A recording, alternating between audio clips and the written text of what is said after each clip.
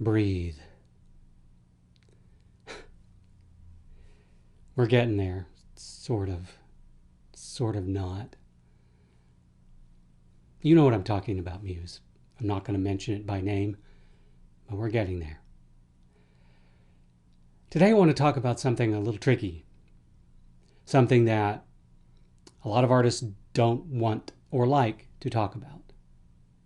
And yet, it is a subject that should be talked about frequently and honestly. Because in this particular realm, a little bit of honesty will go a long way. The subject I'm talking about is failure. I know. Now you understand, Muse, why I said most artists don't want to talk about it. Because for many people, even the mention of the word failure seems like it could be a self-fulfilling prophecy. Like the second that I say that I'm going to discuss failure to you might make you think that I am a failure. And that's why a lot of people don't want to talk about it. Think about this. What if I, as an author, told you that my last book was a failure? You would probably think, I guess most of his books are a failure, and the next book he's going to write is a failure. So why would I want to bother following or reading this author? And that is why most artists don't want to talk about their failures. But the truth of the matter is, there's a lot to be gleaned from failure. Let me put it to you this way. We learn from our mistakes and our failures, right? When we are successful, we want everything to stay the same. If I were to release a book right now, and that book immediately jumped up to the top 100 list, to the top of that top 100 list, and sell 1 million copies, for my next book, I would want to recreate that success. Exactly. I would want to take every element that I used and put it all back together and recreate it.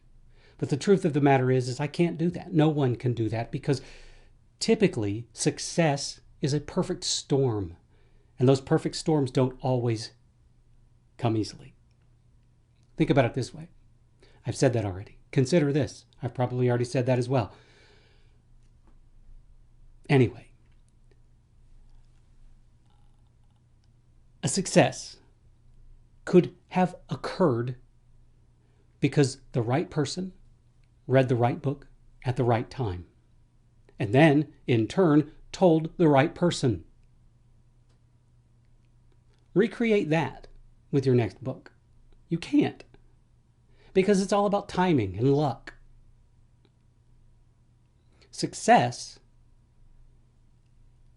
has so much to do with luck. Yes, you have to do everything right, and that in and of itself is almost impossible. You have to do everything right. That doesn't mean you have to write the perfect novel, or write the perfect song, or perform the perfect play. It just means that everything has to happen right. You have to do everything right.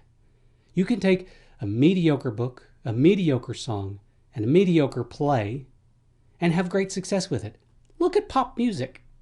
Pop music is a perfect example. Pop music is riddled with mediocre music, and yet somehow the artist managed that perfect storm to find success. J.K. Rowling is a grand example. The Harry Potter books are a household name. She found unheard of success with that series. And good for her. Everyone knows Harry Potter. Most everyone's read Harry Potter. Most everyone has seen one of the Harry Potter movies. There is a Harry Potter theme park. But what about her adult novels?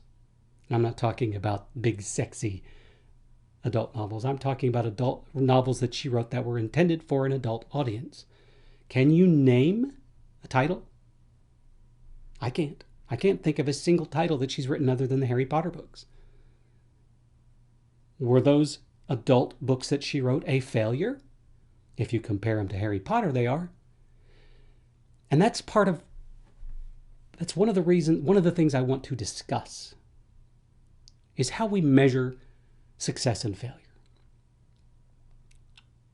One of the big problems with artists is that we want to measure our success with dollar signs.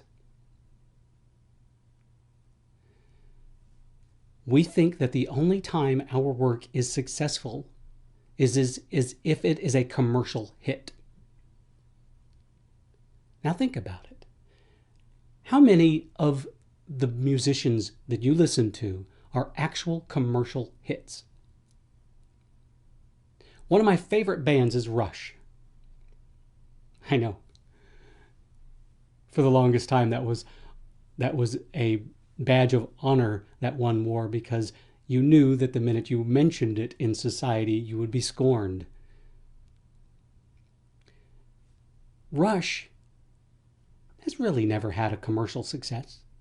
Not in comparison.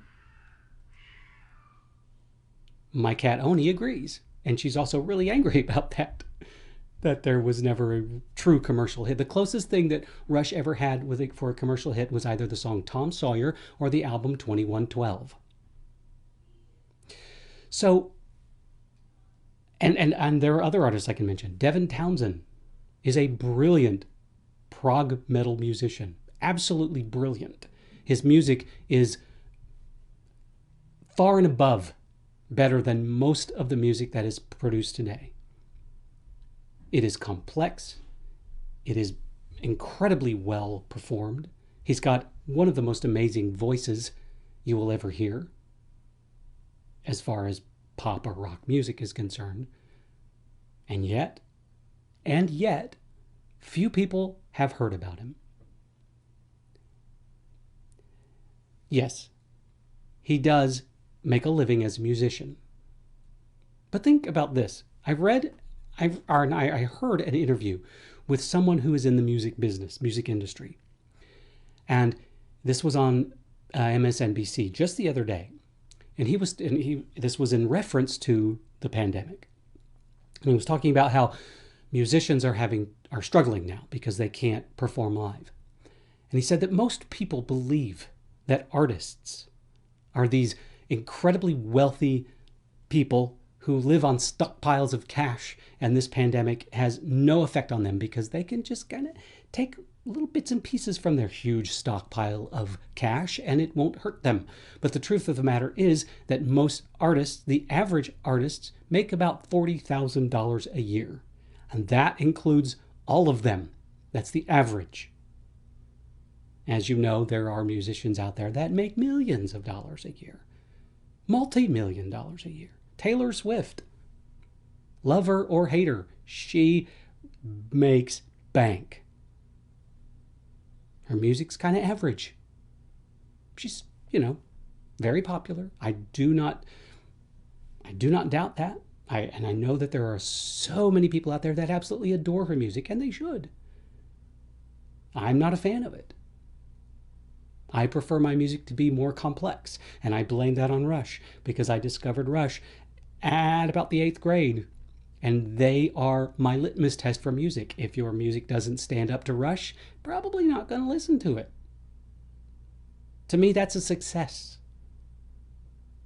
So, what is a success and what is a failure for an artist? The only definition I can give you is from my perspective. A failure as an artist is to fail your craft, is to fail to try to go out of your way to improve your craft. A failure is to ignore your truth. A failure as a writer is to not write in your voice, is to not want to develop your voice and not be true to it. A failure for me as a writer is to try to recreate something that someone else has done. Not necessarily a piece of work, but a success. I look at another artist and I go, wow, they have had massive success. I'm going to do what they do. That's a failure in my book. Because I have my own path. And I'm going to walk my own path, regardless of commercial success or not. Now, I can look back on my canon of work and I can point out the books that I believe were successes. And I can point out the books that could be considered failures from some perspective. But if I'm truly honest and I look back at my canon of work, I can say wholeheartedly that I followed my path, I was true to my craft, and I wrote in my voice. And over the years, I have worked very hard to develop that voice and improve my work. That's a success for me. I have been an artist since elementary school, pretty much. It really blossomed in junior high. And because of that, it's so deeply ingrained in me that I don't do business well. The business aspect of my artistic life, I could look at that as a failure. I don't do it well. I don't speak the language well. I never have. I have always had trouble marketing my work. And I willingly admit that. But I think every artist has trouble right now marketing their work. Because it's like you have a drop. You have a dropper, and your work is, each book or piece of music that you write is a drop in that dropper, and you're dropping it into an ocean. How do you get everyone to notice your drop? Well, if you spend way too much time considering that, you're going to spend less time on your craft. And when you do that, you begin to dive down the rabbit hole called failure. It's almost an impossibility that we're faced with, especially as an indie artist, because you are a one-person shop and you have to do it all. So you have to juggle the idea, you have to juggle the fact that you can do one of those things amazingly well, or you can do both of them pretty well. It's a rare instance that someone can do both of those things, the artistic and the business side of those things, to perfection. Our example of Taylor Swift, she is an amazing businesswoman who manages to take her somewhat average music and turn it into a cash cow. Katy Perry, the same thing. Taylor Swift's music's better than Katy Perry's, but you get the idea. If you're in pop music, you have to be a good business person, or you have to have a good business person on your payroll. But to me, at least for now, I would much rather fail at the business end of this than fail at the artistic end of this, because I can live with myself failing at the business end.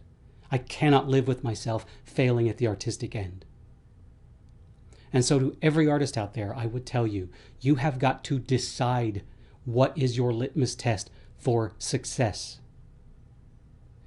And if it is sales, if it is numbers, if it is dollar bills, then you need to either hire somebody to focus on that if you can afford it, or you need to focus on it significantly more. That has to be your primary focus. And you have to figure out a way to market the art that you create in such a way that it looks better than it is. package it up in a nice shiny package and say, this is what you want.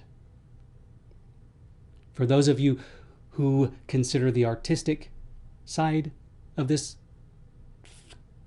essential to your existence, then turn to that and be honest with it.